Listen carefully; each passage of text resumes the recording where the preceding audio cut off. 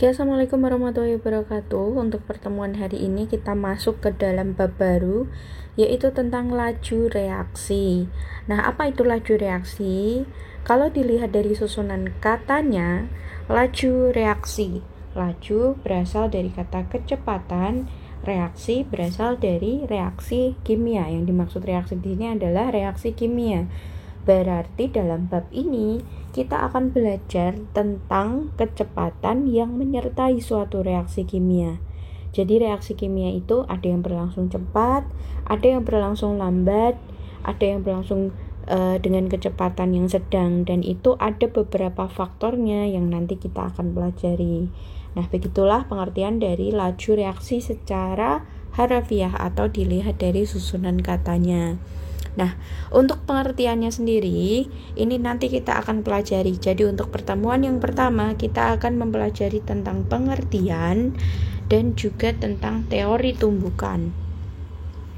Laju reaksi ini pengertiannya apa? Nah, ini nanti kita akan pelajari. Dan yang kedua adalah tentang teori tumbukan. Inilah yang menjadi awal terjadinya suatu reaksi.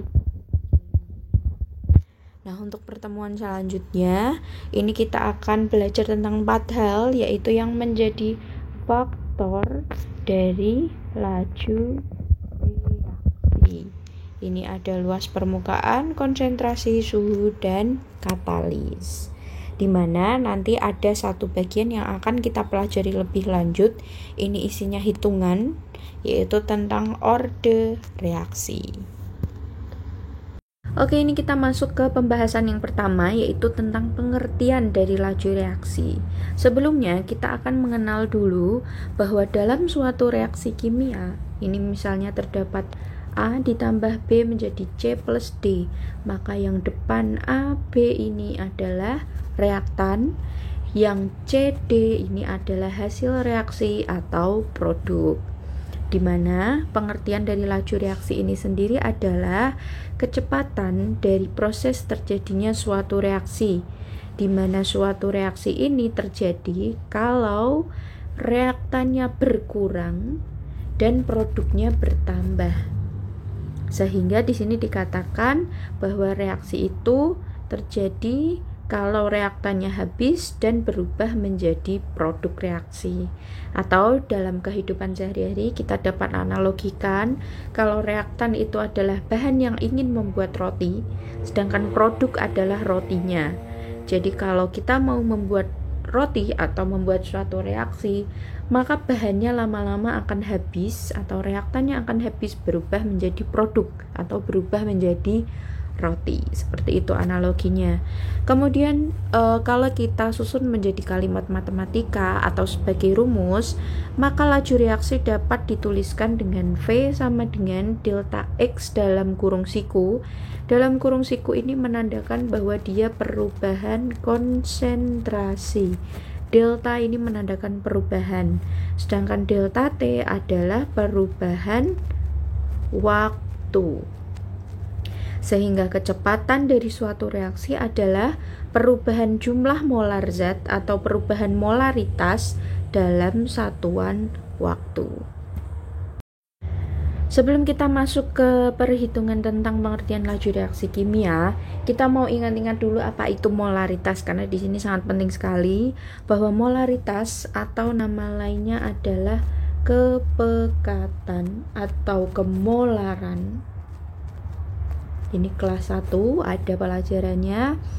Dilambangkan dengan huruf M besar, didapat dari N per V, di mana N di sini adalah jumlah mol, satuannya mol, dan volume dalam liter. Jadi nanti kalau misal di sini mililiter, maka di atas ini juga milimol, atau kalian ubah semua menjadi liter dan mol, maka di sini kita dapatkan satuan molar atau mol per liter, ini akan sama.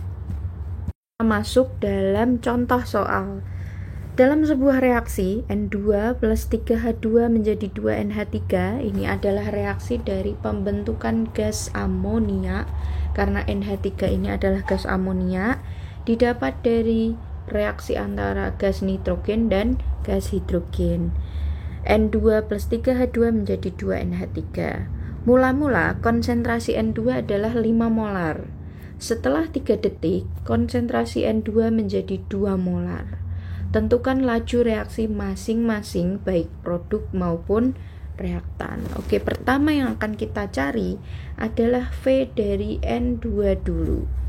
V tadi didapat dari perubahan konsentrasi dari N2 per perubahan waktu. Perubahan konsentrasinya dari berapa menjadi berapa? Dari 5 menjadi 2. Berarti perubahannya adalah 3 molar per di sini 3 detik. 3 sekon. Berarti kecepatannya adalah 1 molar per sekon. Nah, ini harus kita kasih tanda apakah dia laju berkurang atau laju bertambah. Dilihat dulu bahwa N2 ini adalah sebagai reaktan. Maka semua reaktan itu akan berkurang sehingga di sini adalah laju berkurangnya konsentrasi dari N2 adalah 1 molar tiap sekon. Nah, kemudian kalau misal kita mau mencari yang lain, mencari H2 dan NH3, maka kita hanya perlu menyesuaikan dengan koefisien. Tadi kita sudah menemukan bahwa di sini adalah 1 molar per sekon, maka di sini koefisiennya karena 1 sini 3, maka di sini 3 molar per sekon, dan di sini juga 2 molar per sekon. Seperti itu. Jadi untuk yang H2 maka VH2 adalah 3 molar per sekon, atau ini adalah laju karena masih reaktan berkurangnya H2. Kemudian untuk VNH3 ini 2 molar per sekon adalah laju karena dia produk berarti bertambah, laju bertambahnya NH3. Selanjutnya kita akan membahas tentang teori tumbukan. Jadi teori tumbukan ini adalah teori yang membahas tentang terjadinya suatu reaksi kimia. Jadi suatu reaksi kimia itu dapat terjadi kalau adanya tumbukan antar bereaksi. Dalam gambar di samping ini, A dan B ini adalah reaktan atau bereaksi, dan AB ini adalah produk. Jadi suatu reaksi dapat terjadi kalau A dan B ini bertumbukan, seperti ilustrasi yang ada di bawah. A, awalnya A dengan A, B dengan B, terjadi tumbukan menghasilkan AB. Nah, syarat dari tumbukan ini sendiri ada 2, yaitu orientasi molekul atau arah molekul dan energi kinetik. Nah, orientasi molekul ini adalah arah dari molekul. Jadi molekul ini harus bergerak dengan arah tertentu yang nantinya akan terjadi tumbukan, sehingga reaksi-reaksi ini setelah tumbukan akan bisa membentuk hasil reaksi secara efektif. Kemudian untuk energi kinetik ini juga sangat penting, karena energi kinetik sendiri adalah energi untuk bergerak.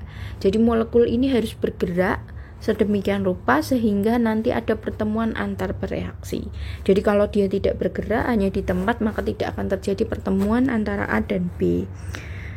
Oke, selanjutnya untuk teori tumbukan.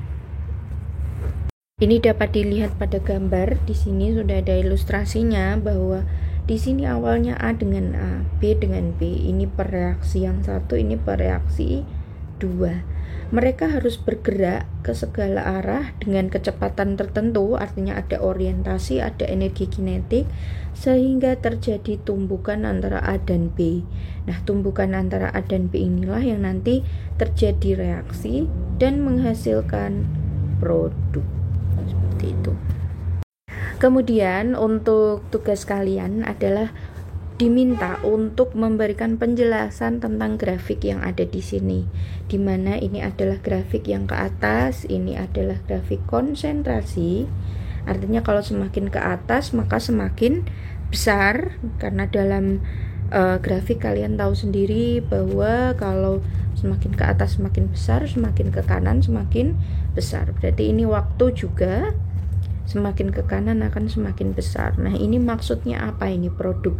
Dimana awalnya ada di sini, waktunya segini, misalnya ini kita anggap 1, 2, 3 dan seterusnya. Di kalian boleh berikan keterangan seperti itu. Semakin bertambahnya waktu, produknya konsentrasinya bagaimana, semakin bertambahnya waktu, reaktannya bagaimana. Ini silahkan diberikan pendapat kalian tentang grafik yang ada di sini. Silahkan dibaca grafiknya dan diketik dalam kolom komentar yang ada di bawah. Terima kasih.